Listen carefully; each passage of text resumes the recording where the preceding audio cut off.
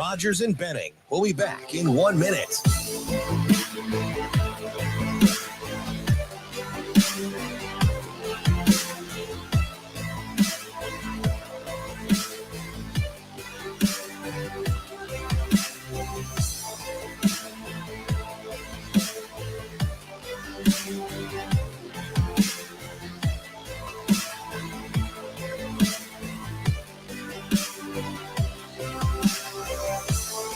Rogers and Benning will be back in 30 seconds.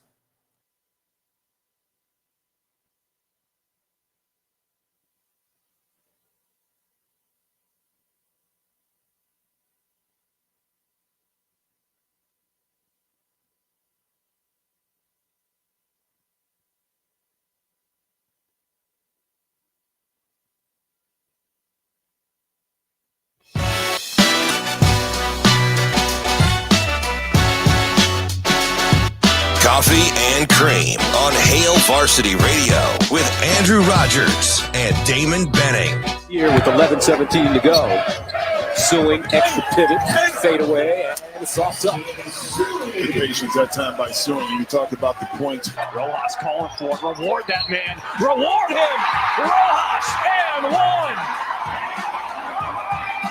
UCLA looking to get back on track with some home cooking. And we're underway and off the opening tip. Jalen Clark to the rack. What a start for the Bruins. It's like he's sitting in a chair. And Johnson, no! Bona with a rejection. Bailey, bounce pass. Bona brings the house down. Timeout, Washington. Coffee and Cream in the morning on Hail Varsity Radio, powered by Currency, alongside Damon Benning, Andrew Rogers. We are live from the H&H Chevrolet stage at Hail Varsity Club. Another live show here at Hail Varsity Club as well. Thanks for those who have come out so far, and there's plenty of time to still make your way to Hail Varsity Club. Grab a bite to eat. Catch the show this morning live. We're having some fun. DB, did you think Wichita State was such a relative term? Do you think Wichita State was going to win that game? See, because I thought they were about to win that game. Timeout. We're burying the lead. Have you ever felt like you had a full-time babysitter, but you weren't really paying for it? I feel like I have a full-time babysitter. Where's your head at today? It's like, I wonder where I would be if like my OCD wasn't curbed by having people tell me what to do. You know, you are a man of habit, a man of routine, and I purposely did that, and she caught me before the show even started. I didn't even want that on me. And what does she do? She comes over and she makes sure that it's perfect. Well, it's because I called you out yesterday. Yeah. Hey, are you going to come online? What'd you ask me if I was going to log in? I said, are you going to come on StreamYard, or are you just going to sit there? Yeah, I think the thing that makes me interesting is I never do what I'm told. I don't think that makes you interesting. Do you have a different word for it? Who would keep I think that makes you annoying. Yes. No, I did not think that the Shockers were going to shock anyone. I think a lot of times when you watch Houston, that's just who they are. Like, you watch them and you're like, wow, this is a top 15 team metrics-wise. But then you're reminded that they've got guys like Sautter, who, because you always need a bucket getter. You got to be able to defend. You have to rebound. And Kelvin Sampson is an elite level coach. So they have a lot of ingredients. Kind of like what I can't kill them on air, but I won't. I had a very bad dining experience yesterday. What'd you eat? I'm not telling. I can't do it in good faith. Give me the general region. Region? Okay, area. West of 84th, east of 132nd, north of. Hey, what's the latitude and longitude? North of Giles, south of Fort.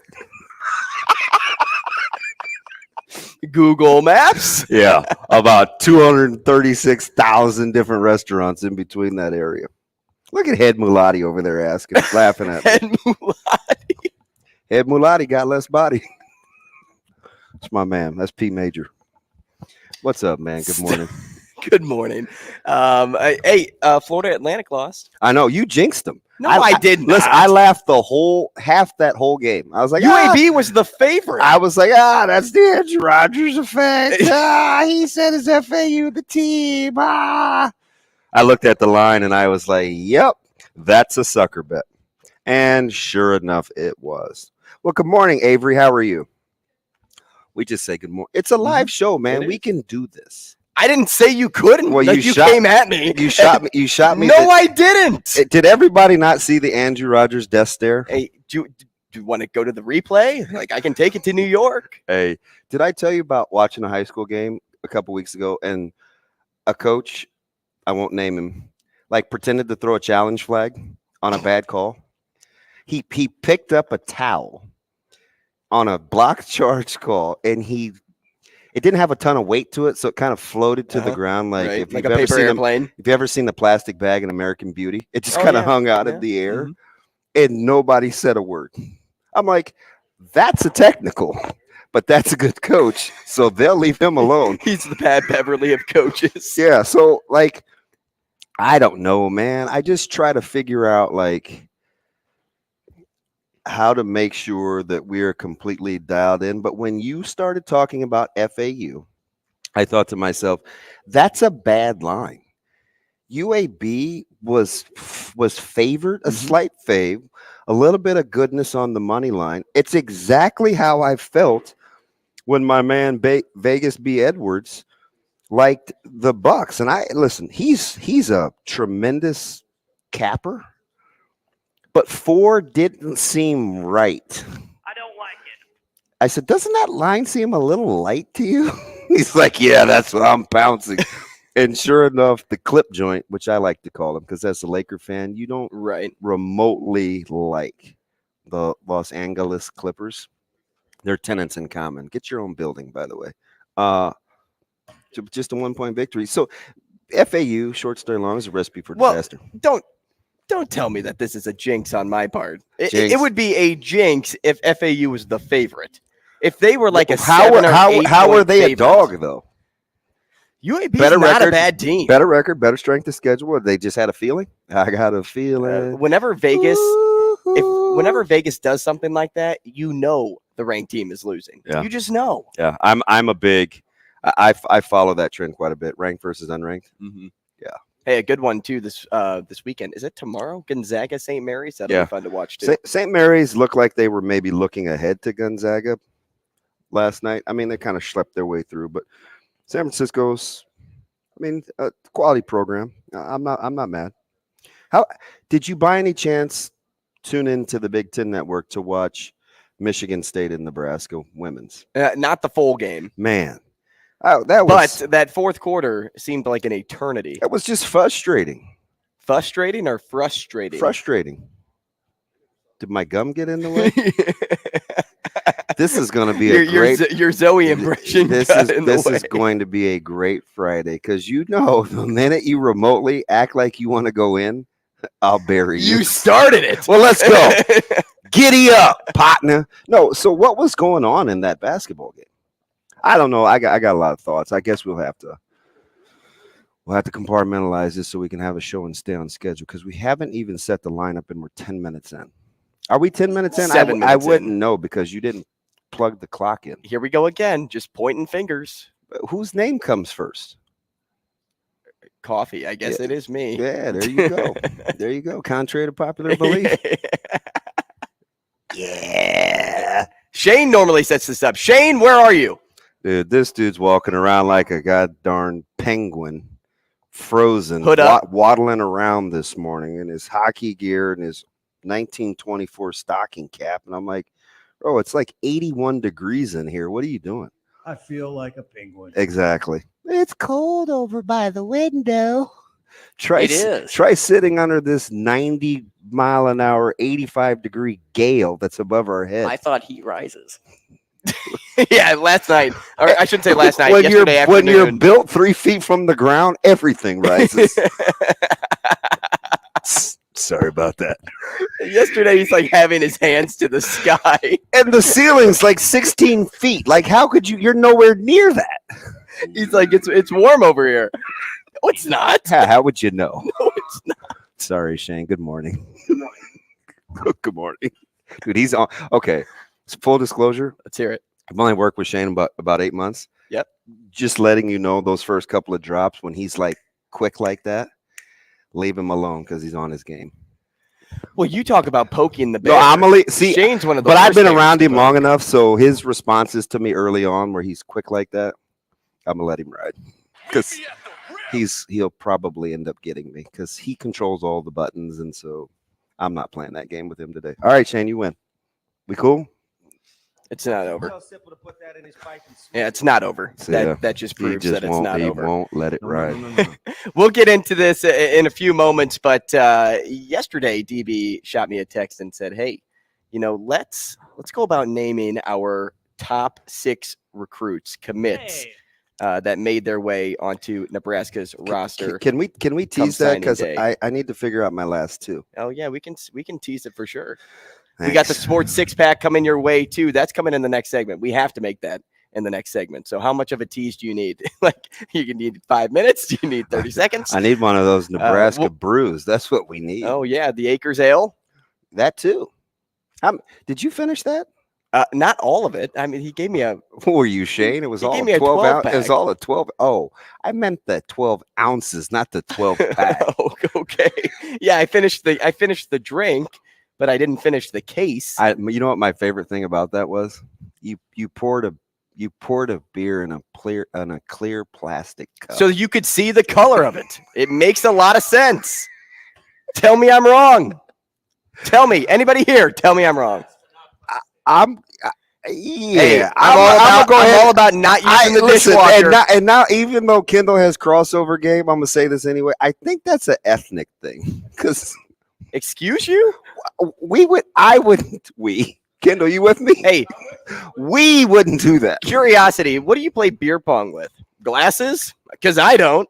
Do I strike? You play it with cups. Listen, plastic cups. It's almost whether like it's clear, he doesn't whether know it's who red, his whether it's partner blue, is. Do I whether look it's like green, the type whether of it's cat pink? that would be playing beer pong? I don't even know how to play that game.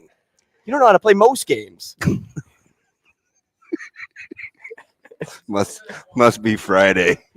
Wow, that's what we're on this morning, huh? Calling me out on my cup game now? Like, what are we doing? I don't know how to play those reindeer games, man. I told you about the Purdue story, and you had to walk me through what they were doing. Game over. Remember when they were bouncing the ball super far off No, the they table? were playing the dice game. I don't know. Listen, do you know what I do with dice? You just work in a fraternity. I don't worry about whether it's going in a cup or not. I worry about 7-Eleven. That's different, okay? I'm going to stop. Beer pong. I'm going to stop. I'm totally going to stop. Plastic cups. That's paper. But yeah. You know, closer to plastic than glass. This, my man, is glass. Club soda. Club soda. You're ridiculous. Who are we talking to today? We're talking to Bruce Chubick Jr., head boys basketball coach at Omaha Central. We'll talk to Ahman Green at the top of the hour. Mike Sautter comes our way to close the show. And in the middle, we're talking to Michael Brunn, senior writer for Husker 24/7.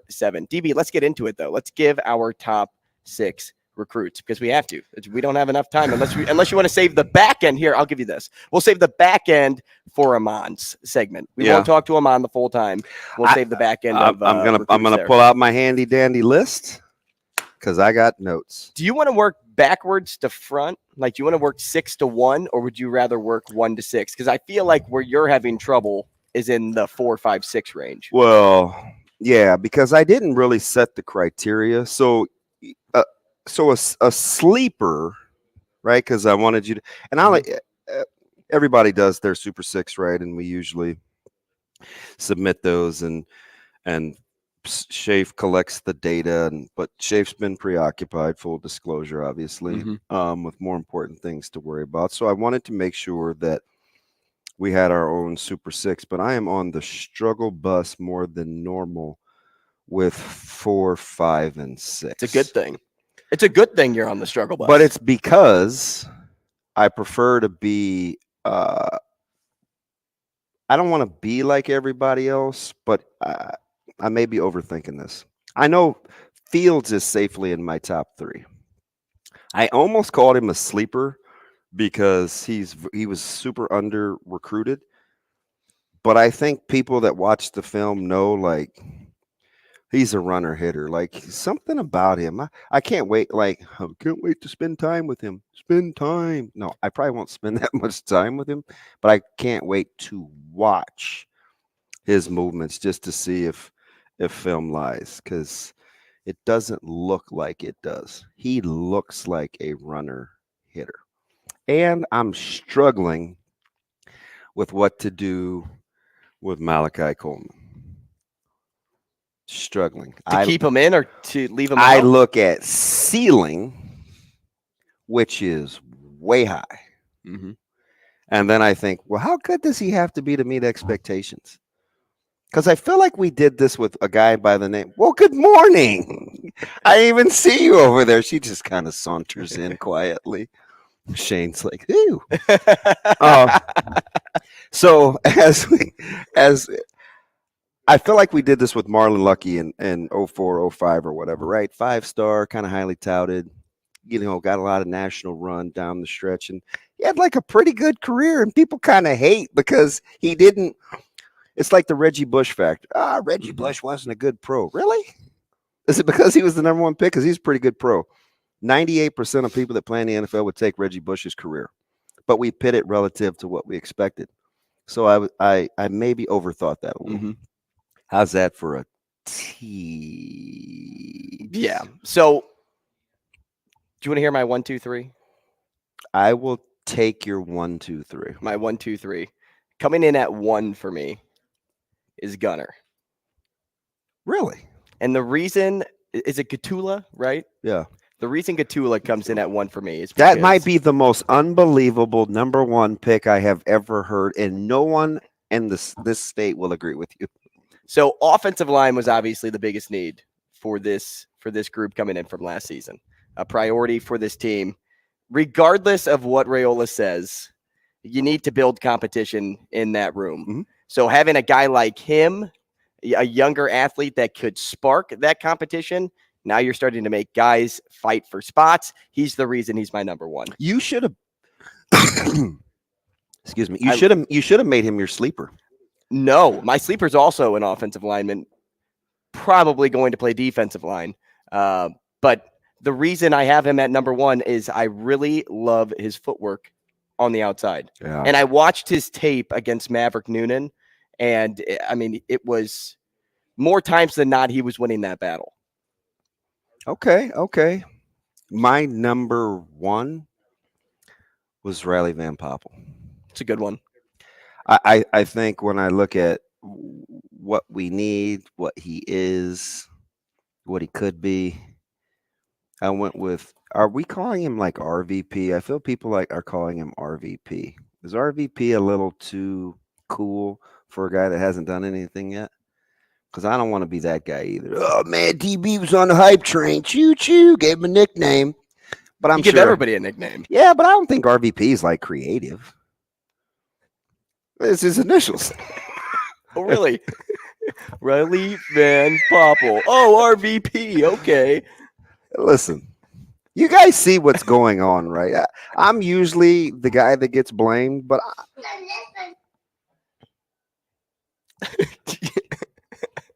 okay. So RVP comes in at 1. I'm going with Fields at 2. See, I really like Eric Fields. I like this because neither of those guys made my top 6. Yeah, well, one of us likes football and the other just watches it. I didn't say who was who.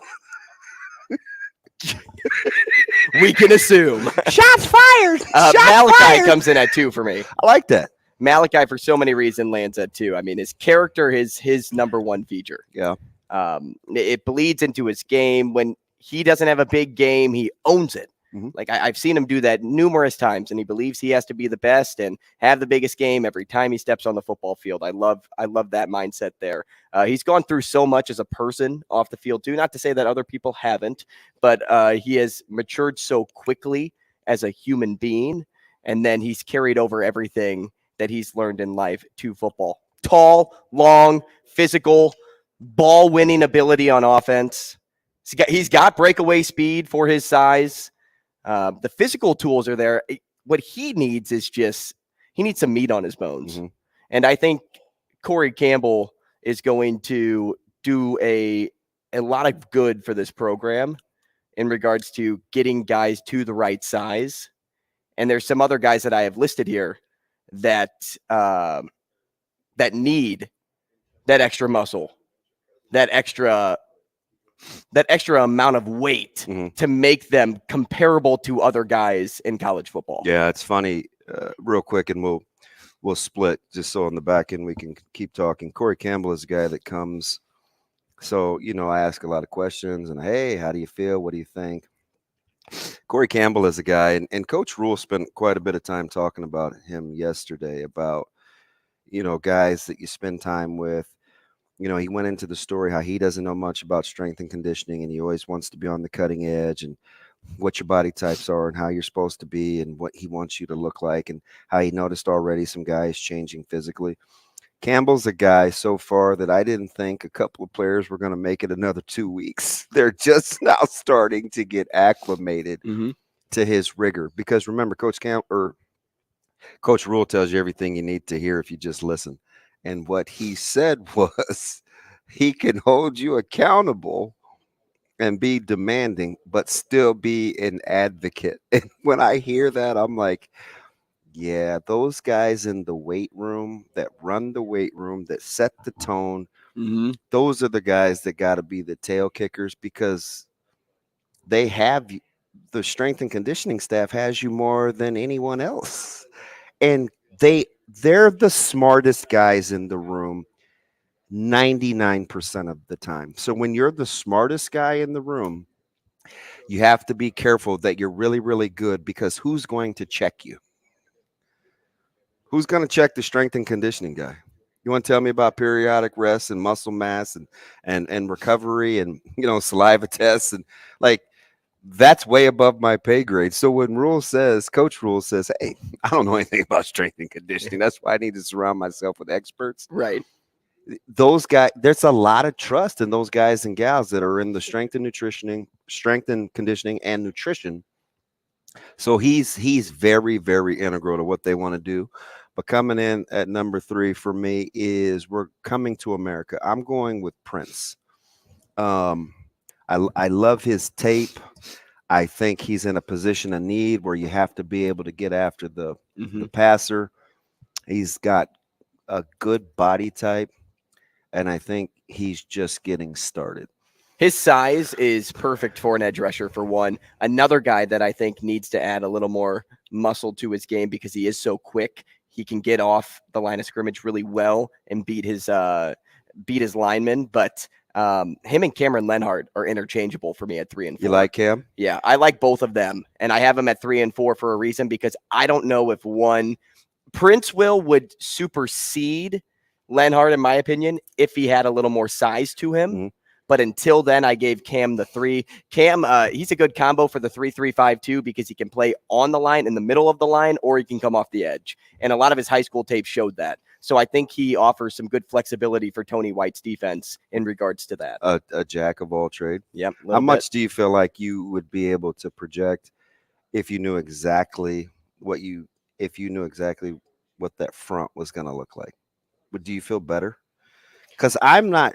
I mean, is it going to be a 3-3-5? I mean, I would. It's guess, tough to say. I think they'll start there. I would guess so, because I think the strength of your football team right now is on the back end.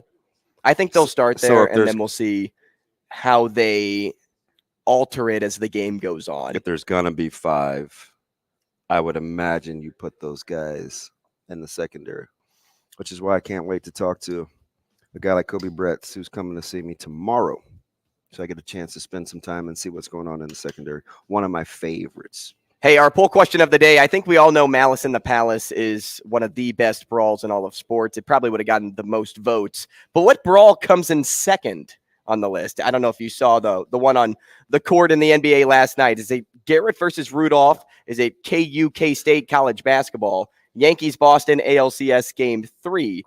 Or is it Boston New York Rangers fight in the stands? We'll talk about that more as the show goes on. We'll take a break. We'll come back with the Sports Six Pack.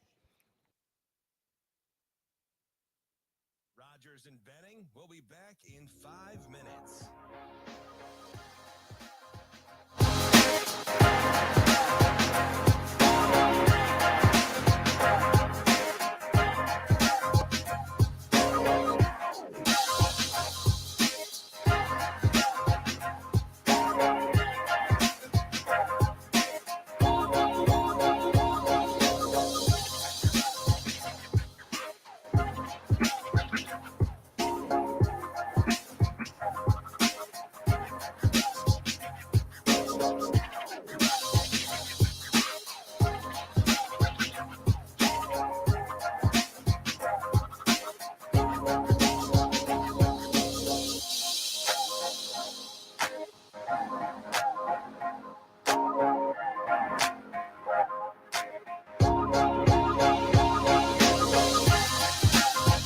Rogers and Benning will be back in 4 minutes.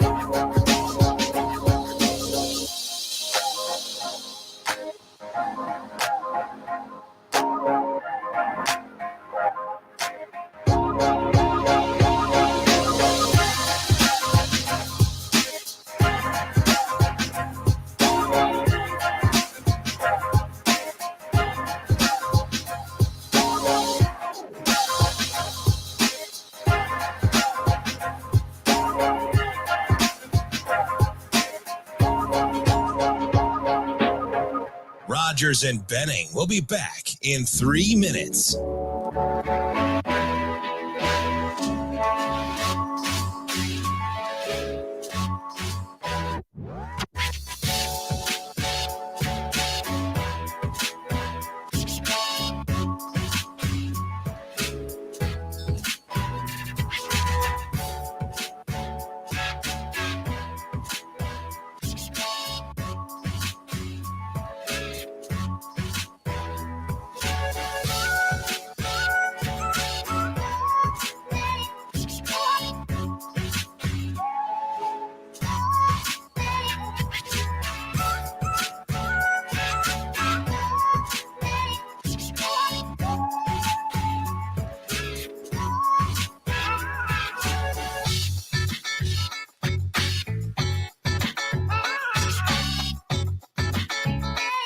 Rogers and Benning will be back in 2 minutes.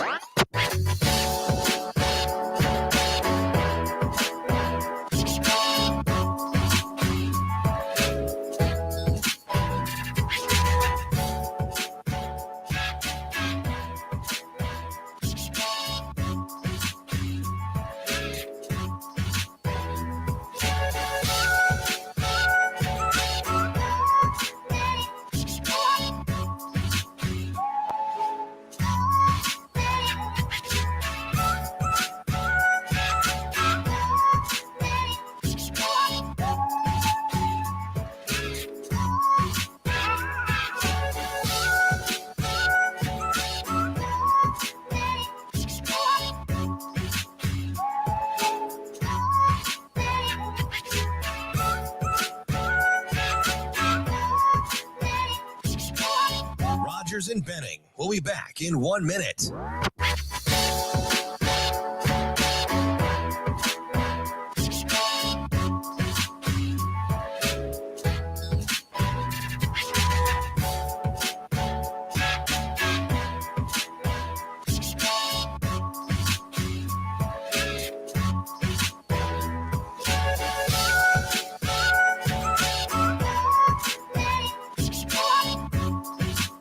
Rogers and Benning will be back in 30 seconds.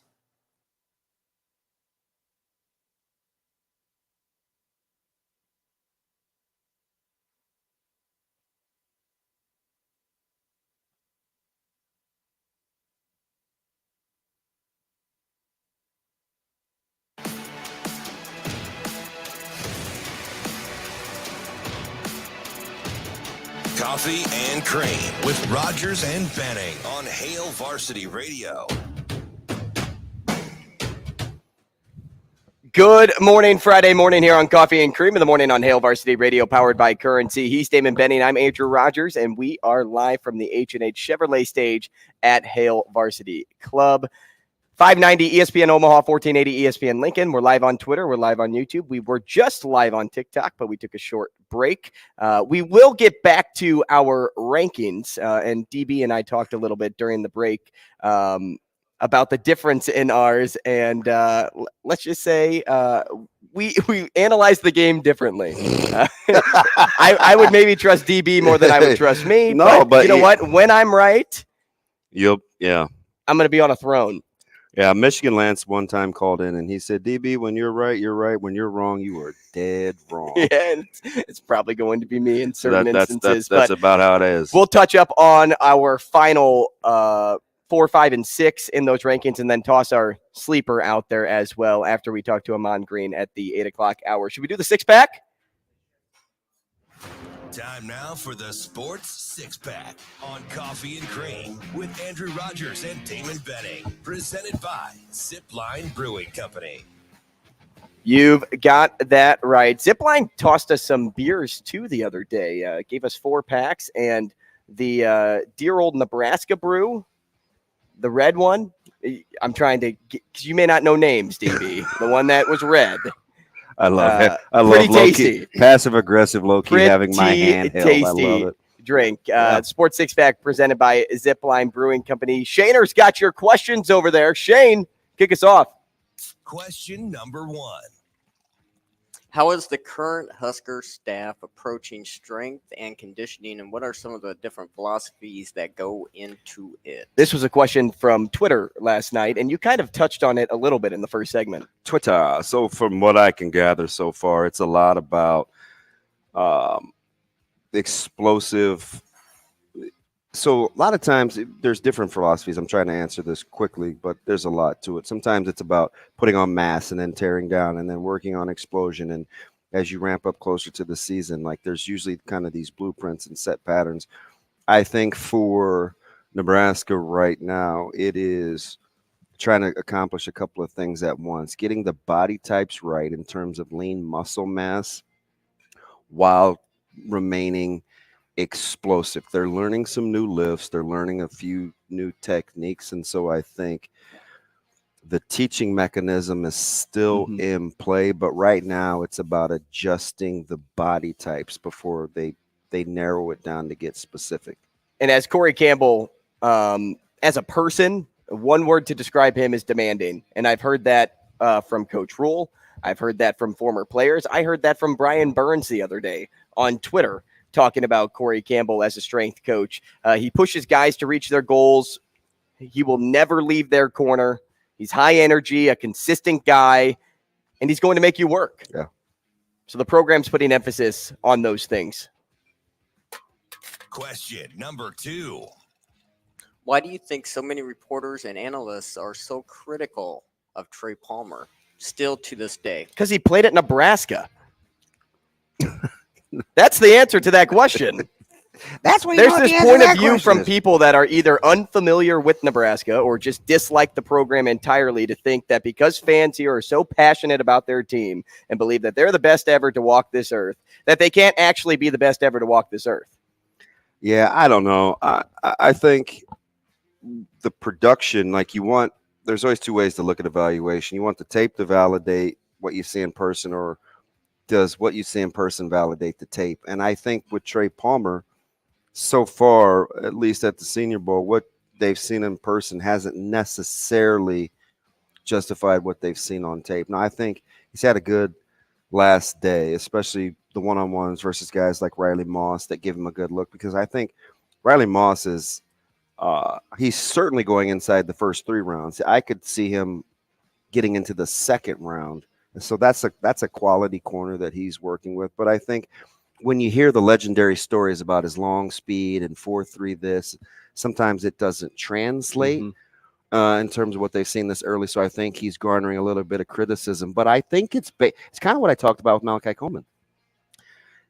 Could be a great player, but it'll be relative to what you think. Like what your expectation level is. Like he's got to meet the expectations, which I think is the primary reason for what he's falling victim to in terms of criticism. Look, I'm not here to tell you Trey's the best, but all season people were critical of his ability. Hard to argue with productivity. Overhyped because he played for a bad football team. Being on the fallers list, come on. The only people that have fallen and still haven't gotten back up are the Purdue defensive backs. I remember saying when broadcast. Question number 3. He doesn't look like he's moving as fast as he is, but he doesn't get caught. Have you seen any change in the demeanor or approach of these other teams when they come to Nebraska or recruit Nebraska kids? And now that there is a new sheriff in town? Not yet. I still, there's not really they don't seem too uncomfortable, right? I think that hasn't changed yet. Now, will that be? Sure. Right, I saw Nebraska come back for a second visit, impromptu, and we saw how that worked out for Barnes. An impromptu visit just because they caught wind via social media about another school that was in the building. So what does Nebraska do? They come back for round 2 over on 90th and Pacific. So I think you're going to get that with this staff. They're not, again, Tom Petty, they won't back down. But they don't leave any stone unturned. But I haven't necessarily seen a change in other schools coming in here, right? We've seen some newbies too. North Carolina, Virginia, Northwestern. Not yet. Yeah, in years past, coaches could capitalize in this area a lot more than they can now. I know we're short on time. Shaner, let's move on. Question number 4. What's a hobby that would turn you off? Would be a turn off? The hobby. Smoking. Smoking a hobby? I don't know. Is it? Cig smoking? I don't like cigs. It's definitely a turn off. No offense to you smokers out there. Avery's like, not me. A hobby? I don't know. Shane, would you consider smoking a hobby? Because you do it a lot. Like you vape. That's different. But he does it a lot. Is it an addiction? Is it a hobby? Like, what is it? Like, would you consider it a hobby? A hobby would be something you'd have a general interest in, and you would go out of your way to... Oh, I got one. Okay, what do you got? Those people that are like into fitness and they're losing weight and they tell you every 3 days about where they are with their progress. You mean CrossFitters? That's a turn off. Let other people comment on that, not you. I don't need that. How's that? Question number 5. If the flag football pro game just doesn't work, turns out it sucks. Oh, the Pro Bowl. Flag? The flag. How would you enhance the game to make it more exciting? Oh, I've thought about this. You make it a Pro Bowl Olympics. You like that? Play off the Pro Bowl. I get it. Olympics. I'm waiting for you to expound. So you have like 10 events, and I had to write these down just so that I could be prepared for it. You have the offensive line compete in some type of food eating contest. Okay. Then you have kickers that play kickball home run derby. Okay. You have quarterbacks play dodgeball. You have defensive linemen run the 4x100 relay. And then you have wide receivers and DBs play capture the flag. Okay, you make like a day of 10 events, expand the list. But this is where it gets interesting. The winners of each event get like bonuses of some kind, whether it's 25K, 50K, 100K. And gambling. Of course, for you. Yes, gambling is encouraged among all the players on the field. And then you have a fan vote for each event. And whoever wins the fan vote gets an all expenses paid trip to the Super Bowl. I can't top that. Shane, number 6. Question number 6. If you get offered $1 billion to never attend a sporting event again, would you take it? How much? $1 billion. Yeah, I stopped yesterday. Sorry. I'd take the $1 billion. Sorry, too. kids. I'll be streaming your games. In my gold throne. Yeah, I'm out. I'm the same. I'm with DB there. I'm going to sit at home. Even though I don't have kids yet and I haven't gotten to experience those moments. I don't know. with Would them, you take $1 billion to miss your little boy or girl's first T-ball game? It's online. I'm paying somebody to stream it to home. Wow, we're so shallow. It's $1 billion. No, I get it. I don't even know if I have to think about that. Hey, speaking of streaming games, how about streaming some high school basketball games this weekend? Maybe Omaha Central is on your bucket list. We're going to talk to Bruce Chubick Jr., head boys basketball coach, next here on Coffee and Cream. A lot of things that I'd like to talk to him about because it's a family business for him. I'll let you get right to it. That's next here on Coffee and Cream. Rogers and Benning will be back in 4 minutes.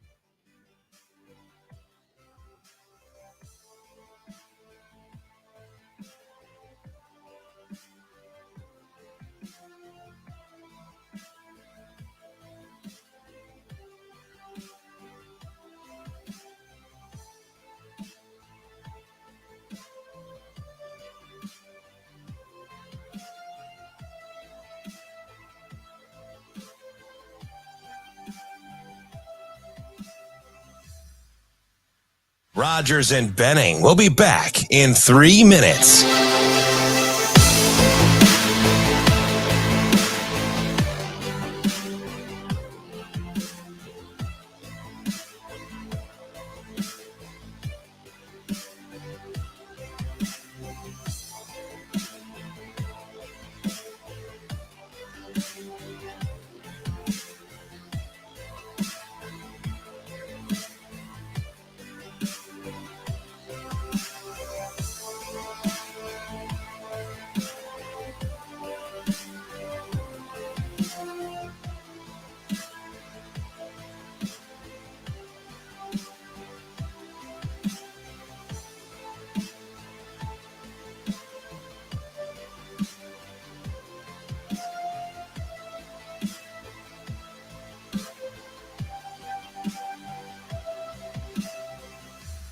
Rogers and Benning will be back in 2 minutes.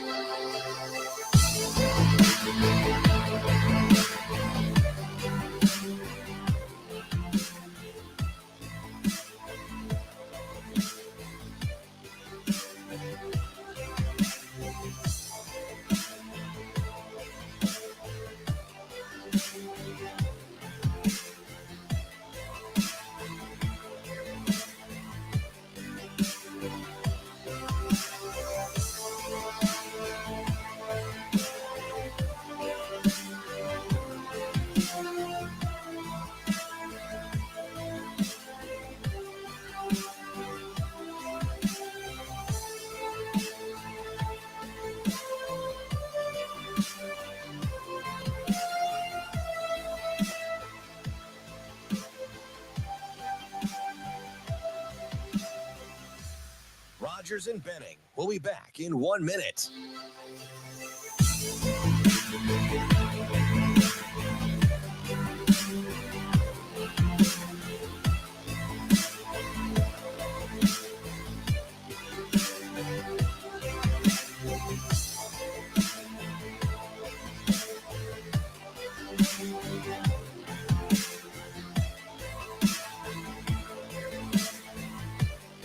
Rogers and Benning will be back in 30 seconds.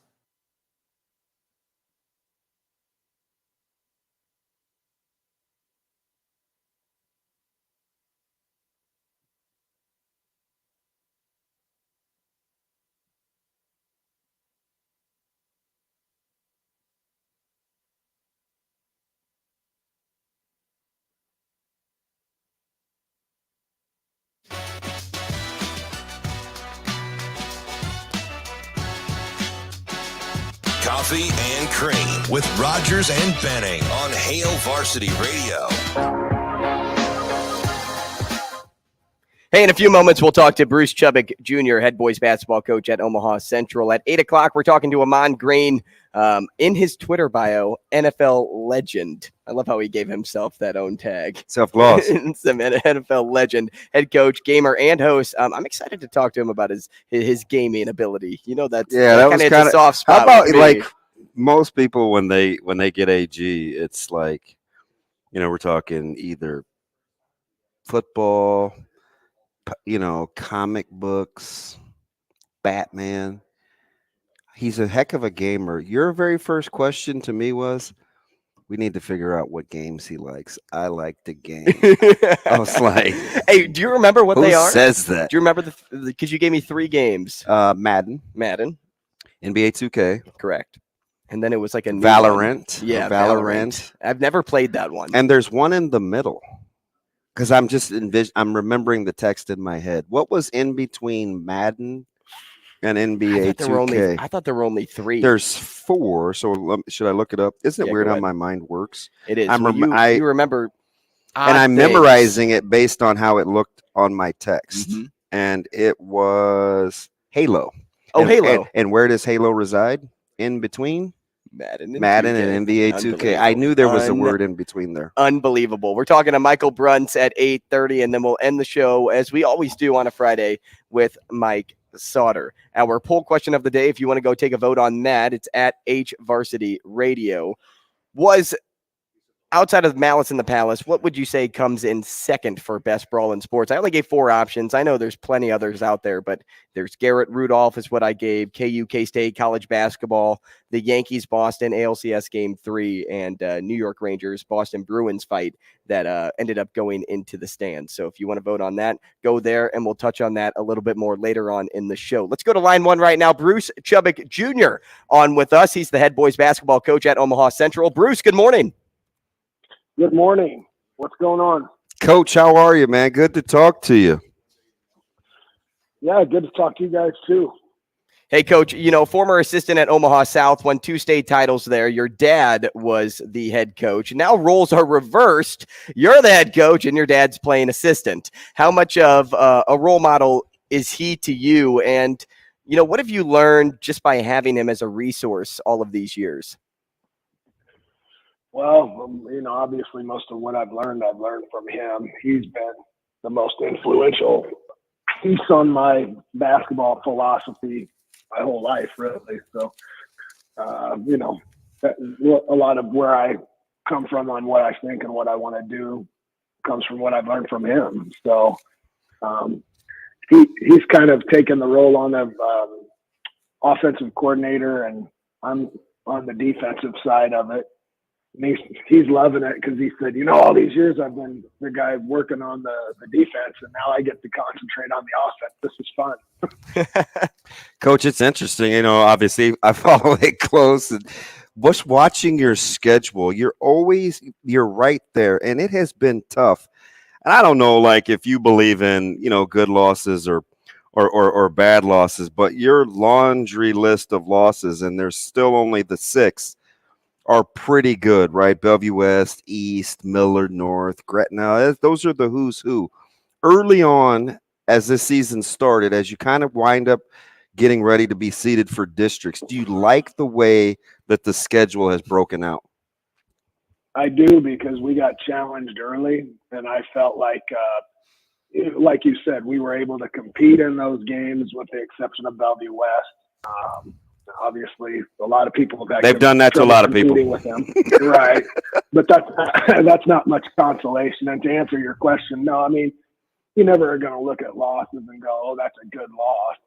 You're a competitor. You know how that goes. But I think you can learn from losses sometimes, and I think you can take things out of it that are useful, that are going to help you in the grand scheme of things, the big picture. And I think, the kids they're very resilient. They've become very tough-minded, and I feel like, we're starting to peak. I don't think we're at our peak, but I think we're starting to get there, and this is the right time of year to be starting to peak.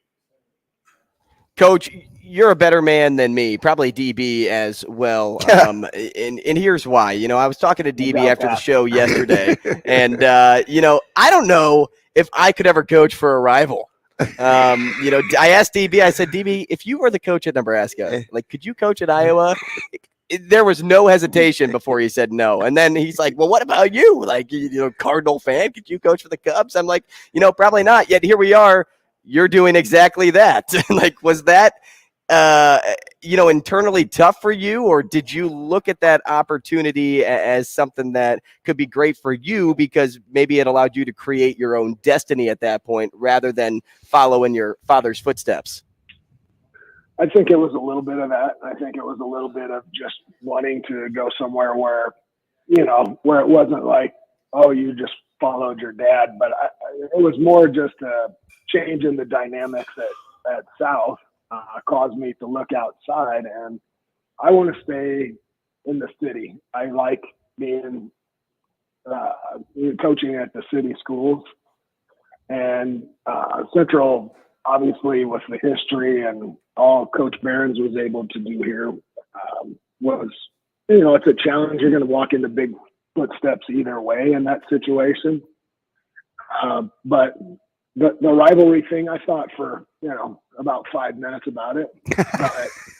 But at the end of the day, it's a great job. It's a great school. And we have a chance to put a different brand on it, a good brand that's just different than what they've been used to. And it was a challenge, and I like a challenge. So one of the things I think that's pretty understated about you is, because you have the gruff voice, big presence, big physically, you're so good with kids relationally. I see you at a lot of games that aren't just high school games. I see you in the summer. I know Awed, I know Elijah, I know what those guys think about you. Where did that come from? Because you're really good when it comes. You said you like coaching at city schools, right? That automatically tugs at my heart because it takes all kinds. When I watch you connect, where'd that come from? That's just, most of the guys that I played with in college were friendly or friends with a lot of them too. And just kind of, I don't know, that was something that one of the coaches I played for had talked about diversity, that he was going to have a racially balanced team. And I said, Coach, I don't care a lick about that. All I care about is that we're all treated fairly. If I'm the only white guy on the team, that's cool. I have no problem with that. Yeah. I said, that's not a thing. He's thinking, I'm a kid from Atkinson, Nebraska. I went to high school there, but grew up here. I'm like, you don't even need to discuss it. That's not a thing for me. Kids are kids, and I think it's just sometimes when we're in the city school, I think we have an opportunity to make more of a difference, maybe in different locations, and that's what I like. And the connection, like you said, these guys don't understand, but when they come back from college or 10 years later and they're a dad and established in the world, that's the best feeling in the world for a coach. We love to see them out there becoming successful people, husbands, fathers, all that. You know how it is. Yeah. We're talking to Bruce Chubick Jr., head boys basketball coach at Omaha Central. It's a part of our coaching corner, as we do every Friday here on the show, Coffee and Cream. You can toss him a follow on Twitter at bchub44. Coach, big one tomorrow against 9th-ranked Elkhorn South. The Storm playing in a back-to-back. They get Westside tonight, and in less than 24 hours, they'll then take the court against you guys. How much of that went into your game plan this week, and how important will it be to jump on them early in that game, especially because they're on short rest? Well, that's a tough schedule for them, and to Damon's point earlier, we've had a little bit of a rough stretch ourselves. So we're probably not going to shed tears for Elkhorn South. But the other side of it is they're a very good team, and I don't care if they're playing the Lakers tonight. They'll come out ready to play tomorrow, and we're not. That isn't going into the game plan at all. We want to make sure that we're doing what we need to try to take away the things that they do best, and to try to accentuate the things that we do best. Coach, you've coached for some teams that have been the proverbial front runner, one of the most dominant high school teams, some say ever, certainly in the last 30 years. So you know what it's like to be the front runner. You also know what it's like to run down the pack too. When you look at the way that this team is built, do you like the fact that how you play when it comes to catching some of these teams from the rear? Because I think Central's a little overlooked right now in terms of being a difficult opponent, especially the way you defend. Yeah, and that's something that has kind of built over time. The kids, I think in the beginning, there was still a little bit of that feeling that we were going to come out and outscore people 82-75. You know, there may be a game somewhere in this year that's like that, but I didn't feel that was the type of team that we had. That, you know, we've been preaching that from day one. You know, for us to be as good as I think we're capable of being, we have to be a really good defense team. Yeah, we want to push the ball. Yeah, we want to score points, but we've got to be able to take away what other people like to do best, because when we're not shooting well, or, you know, when it's not that clean of an offensive game, we have to have ways that we can, you know, grind out wins, and we've been able to do that. Some of the wins that we've won by just a few points have been from grinding that out defensively. Yeah. Lincoln High comes to mind. Bruce, we appreciate your time this morning. Thanks so much. Good luck this weekend. Thank you. Appreciate it. Thanks for the time, Coach. Hey, coming up next, we're going to talk to Ahman Green. He is a former Green Bay Packer, made a couple of Pro Bowls. I made DB guess how many yesterday. Head coach, gamer, and more. He's next. Rogers and Benning will be back in 4 minutes.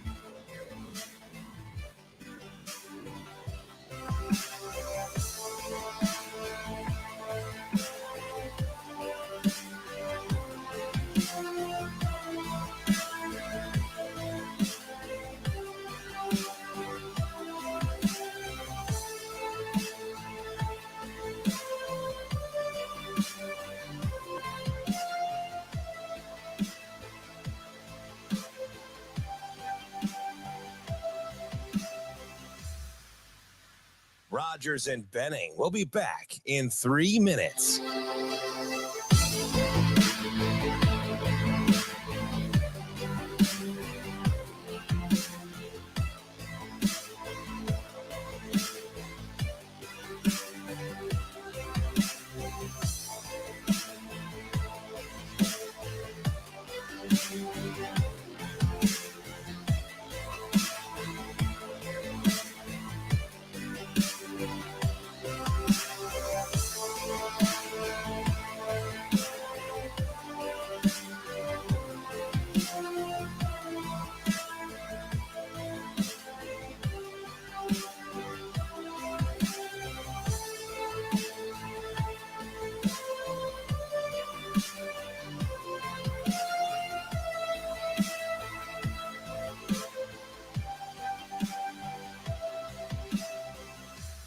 Rogers and Benning will be back in 2 minutes.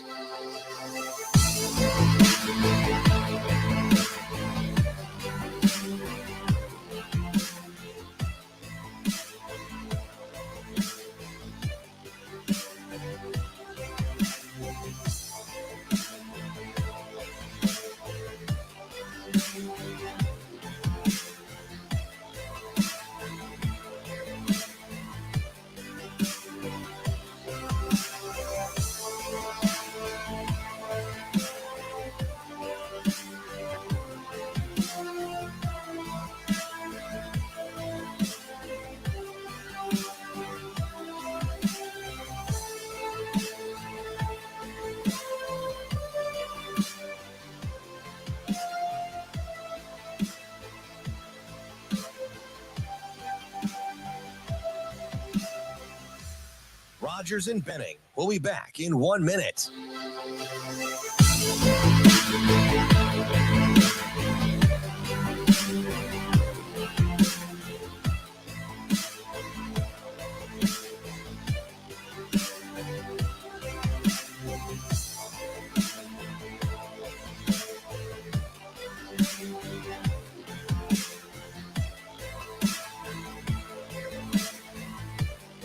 Rogers and Benning will be back in 30 seconds.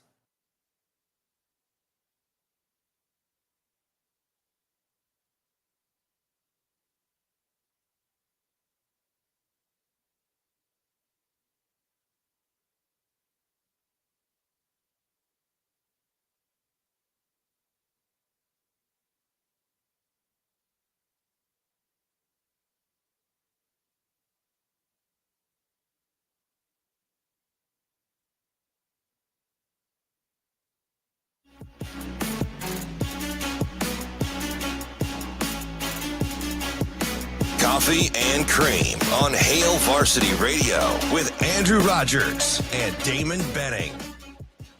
Hey, top of the hour here on Coffee and Cream in the morning on Hail Varsity Radio, powered by Currency. We are live from the H&H Chevrolet stage at Hail Varsity Club. Before we get to Ahman Green, I'd like to take a moment and tell you about Dingman's. Dingman's Collision Center has 4 locations throughout the metro area, along with that standalone mechanical shop at 120th and Maple. I see Shane was on point for his ding today, probably because we have some Dingman's family members in the house sitting to our right side. We'll wave to Darcy and her daughter. They gave us some pretty cool things, too. Little a little swag. gift bag, a certificate for an oil change, and then DB's more, I think, most excited about the Yeti at the bottom of Well, it's either whole the thing. Yeti or the oil change. But I like the trash can. The It's- little trash can. it's This either- was my favorite. This is cool. I'm not gonna lie. It's like a cup. I think it's the oil change. You know, it's like the cup I poured the Acres Ale in the other day because because light, it's plastic. my light is on. Oh, sorry. We're still on the oil change. Dingman's is family-owned, family-run local business. We love supporting local on the show. They've been in the business for over 25 years, so they're obviously doing something right. If you need a quote, go to dingmans.com. Thank you very much for all of this stuff. We appreciate you guys, and thanks for coming out to the live show as well. True story. What are the odds? How about that? Oh, same color. Let's go. That is crazy. Let's go. Hey, let's change gears. Let's get to Ahman Green now. Ahman's on StreamYard with us, and yes, he's got a game set up too. Are you? Would you expect Oh, anything no, less this- from this the is legend? sick. This Man, is yeah. This is my job. This is what I do. Hey, Ahman, quickly here. up? Tell me, favorite video game of all time? Oh man. See, I gotta break it. I have so many. I gotta break it down to like genre and like the age I was at. So Okay, let's do it. Name them all. I'll start when between the ages of 0 and 10. It was a toss up between Super Mario Brothers and Tecmo Bowl. Okay. So, it was that. People love that game. And then see, 10 to 20. What was I playing a lot? Because I was between high school and college then. And so I was into some Madden, even though I was getting my butt kicked a lot, especially when I got on campus and Jay Sims was my roommate. You know. I was like, he just wanted to play. He said, hey, G, I just need a practice run. I'm like, man, you gonna beat me by 100 points. And he would try too. I was like, bro, I don't want it. I gotta sleep. I don't want that on Take it my easy. mental.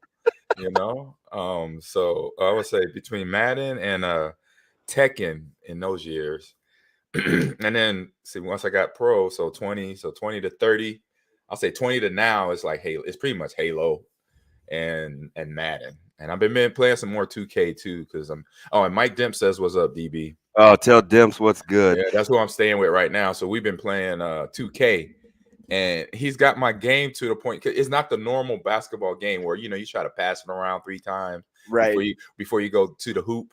Man, I gotta shoot threes against this dude. That's all he shoots is deep. He's shooting like Stephon Curry from the deep. Every time he comes down the court. So I'm like, okay, I can't keep up with some dunks and stuff. I gotta go 3 points too. It's crazy. So Andrew was he was doing his show prep yesterday and this week getting ready for you. And he didn't realize how all the interests you have outside of football. Oh yeah. And I told him, I said, it's funny you say that. And I've said this to people. The two of the best players that I've ever been around that don't come across as all in on loving football are Ahman Green and Eric Crouch. If you spend any time around those two guys, they'll talk to you about everything other than just football. And you're like, there's way more depth to those guys. But you've always been like that, right? Like you've never been one of those guys that's, always talking about football or running or any, like you have lots of other interests, but still we're very, very good at your craft. Yeah, I agree with that. I say, cause but I'm like, now I got 3 potentially and been asked to do 2 more podcasts that I want to do, which are Husker podcasts. And since I've been back at home, so I do a gaming podcast, Ahman Green's Gamers Lounge, and then I do 2 Packer podcasts, both of them with former teammates, Mike Wall, Gilbert Brown, and Dorsey Levens. And Dorsey Levens, sweet. And it's fun, it's fun. We laugh, like kind of like what you guys right here got the setup, and you have a good time. You talk a little football. You talk about, whatever else y'all might hit in other segments, stuff like that. And me, I wasn't that talker sitting in the running back room. I just sat back and observed the calamity that would go on between you, Lawrence, Clinton, and Coach Solich. Yeah, I would just let me sit back and shut my mouth, and so I don't get threatened by LP or threatened by CC to stop talking, or Coach Solis give you that look like you in trouble and you might get benched for the day. So I was like, no, I don't want to do that. So I'm just be quiet. And but I learned how to observe very well during those days and as a kid growing up. But like I said, it was just interesting. And I say one thing, happy to be back home. It feels good. It's the last 3 weeks of getting inducted back into campus. Now as a faculty member, it's been amazing. It's been fun. I'll say that. It's been a lot of fun. Before we get into that, because the gaming, I know Andrew's chomping at the bit. Let me stay right there with the dynamics in that running back room, because it was different and it's highly competitive, and guys, loved on each other, but we were hard on each other. Yep. So do you think, because this was asked to me a couple of months ago, with the availability and the ease of the transfer portal and how guys can just go to other schools, right? Do you think that's something that you would have utilized early on? Because for me, I answered the question like this. I said, I wanted to quit once, especially when I was a freshman, but my dad wouldn't let me come home. So I didn't know good parenting right there. Good job. I didn't know what I would do or where I would go. So I kind of hung out, but I wanted to win too. Like I felt like if I just got a little, that would be enough to get me to where I wanted to go. Like, right. How did you feel? Because it wasn't always rainbows and butterflies with us. No, it wasn't. It sure wasn't. How I felt was, you know what? Okay, I gotta sit on the bench for a couple years or whatever it is going to be, and I better be ready to play when it's my turn. That was it. That's how I looked at it, because you kind of knew I was out in Cali as a kid growing up, and it was hyper competitive. I mean, I'm in Los Angeles, California, 6 blocks from Crenshaw High School that produce athletes literally every year on the year, football, baseball, basketball. Then Dorsey High School is another 5 miles away from my high school where I lived. I mean, not my high school. And again, a ton of athletes. So for the Pop Warner Leagues, for the Little League Baseball that I played in, I mean, I didn't even play T-ball. I went straight. It was no T-ball in South Central. It was overhand pitch, and they were throwing heat and curveballs. It's like, how? I'm like, man, I'm 10 years old. I'm like, how that pitcher throw that? I'm like, oh my god, this is nice. I said, I better sit down and shut up. And so I learned how to hit a curveball real quick. By the age of 12, I loved the curveball. I would sit back on it. Yeah, I'm like, so it's just, I was around these hyper athletes, really good, and it was hard to measure because you didn't know, like you knew either very fast or you hit hard in Cali. That was it in football. You either were a good tackler and you were not afraid of contact, or you were fast as all get out. That was it. If you're going to see the bent, if you're going to see the field, I mean. And then baseball was the other way. It was either you were a good, very good pitcher, or you hit the ball out the park. You know, it was one of those. So when I got back, and by the time from high school to college, that my mindset was I had been around the best and didn't even realize it. And I just matured that way. So when I got to Nebraska, it was just like, oh, okay, I'm back in Cali again. You know, I'm back.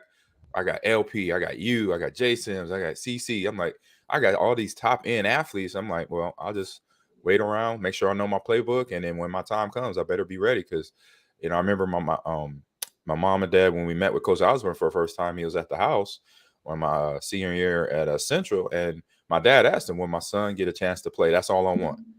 He said, "Well, Mr. Scott," he said, "as long as Ahman, you know, gets in his playbook and he studies his plays and he doesn't make a whole lot of mistakes, I'm not going to promise that he's going to play his freshman year, but I will say if he does get a chance and he shows us that he's capable of doing the job, he'll play." And my dad said, "That's all I needed to know."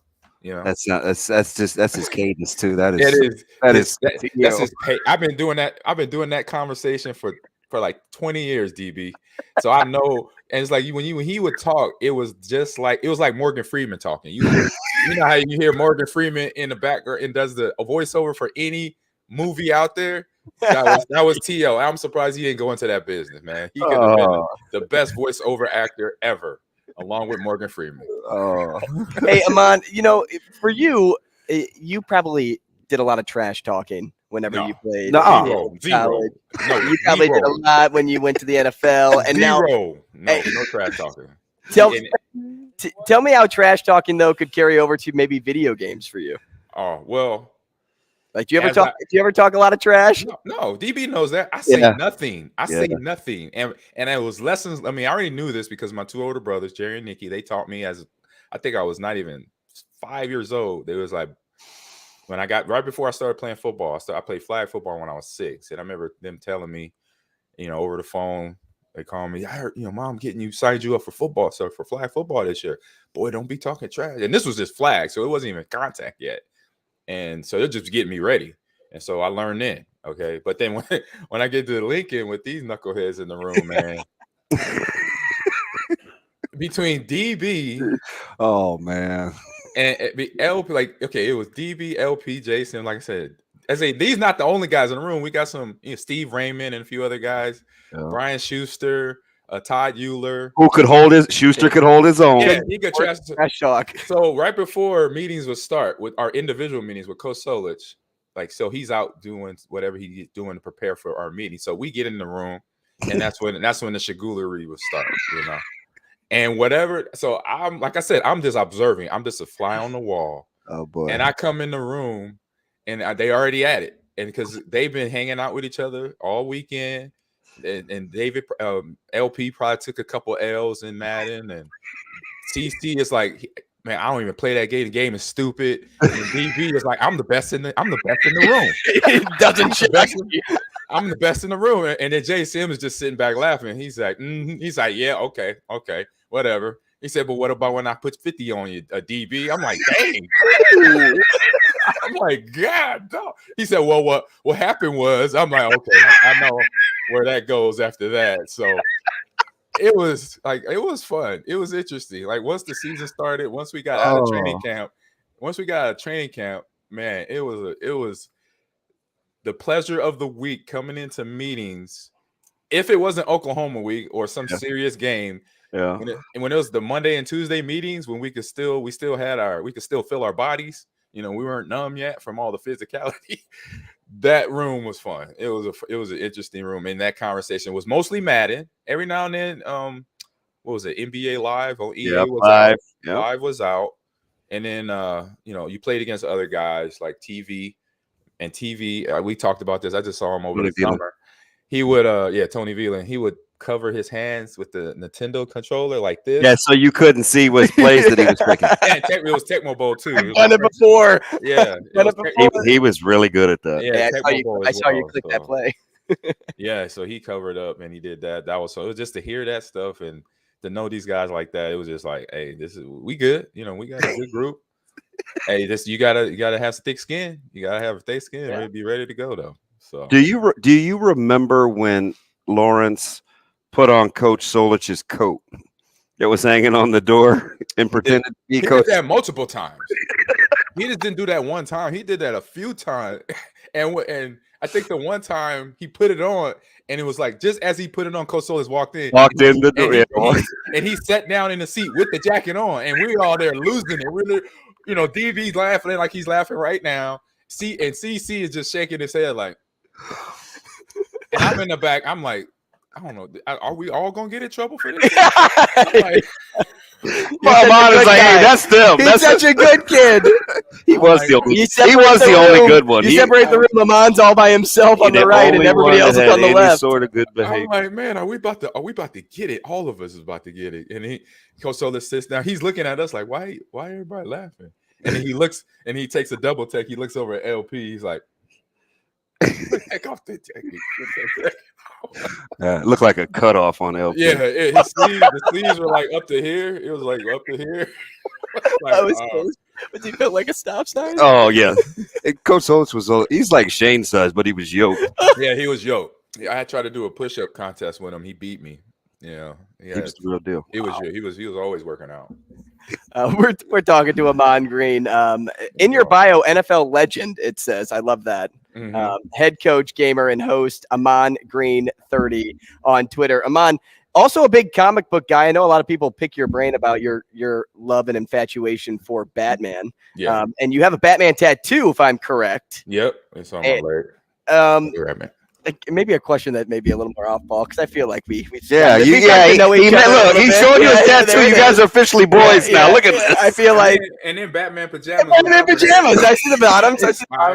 Yeah, I was gonna say I feel like we're comfortable with one another right now. Yeah. I don't know. Do you have a lot of tattoos, and do you have one that like maybe you regret? No. I what I did because I learned my brothers helped me out. They said, bro, like if you start getting tattoos, be smart. Like get something that you want to look at when you're 80 and be like, you know, you'd be satisfied. You didn't want to just go in there willy-nilly because you're young and dumb and you all hyped up about getting some tattoo and you get a picture of like, I don't know, something dumb. I don't know what could be really dumb, but I've seen some dumb tattoos. I'm like, ooh, I seen Mary. I was out at a restaurant at a bar. This was late this season in Green Bay. And I saw a grown man with a tramp stamp. And I'm like, bro, what were you thinking? I mean, I don't know the guy. I'm like, just seeing this from distance, like, oh my God. I said, babe, I was sitting with my wife. I'm like, babe, look at this. Like, my man got a tramp stamp. I'm like, oh man. I'm like, so I put some thought into mine. So I put thought. So I think, see my bulldog over here. I actually got this. Yeah, that's a monster. Yeah, right there. I got him right before I left campus. So it's like going into my junior year. And then my name on top of it, I got that in my freshman year. If y'all can see it. Yeah, I can see it. Yeah. There we go. Looks good. And then the tribal tat was when I got to Green Bay. We met a tattoo guy. His name is Rick. Rick was really cool. He was a Packer fan, so he hooked us up. So he took care of us. A lot of guys went there. I think he retired and his son took over. That's who put the Batman tattoo on my calf there. And so I think I only have a couple on my back too. So hey, best Batman of all time? Oh, Michael Keaton. Not Michael Christian Keaton. Bale? That's me. I like no. Christian Bale, what is it? Including he passed away. The original Batman from TV series, Adam West. He including him along. So it's what 5 of them total, like big screen. I can't believe you just said Michael Keaton though. So Mike, well, you got me. Remember this? I was 12 years old in 1989. Oh yeah, impressionable.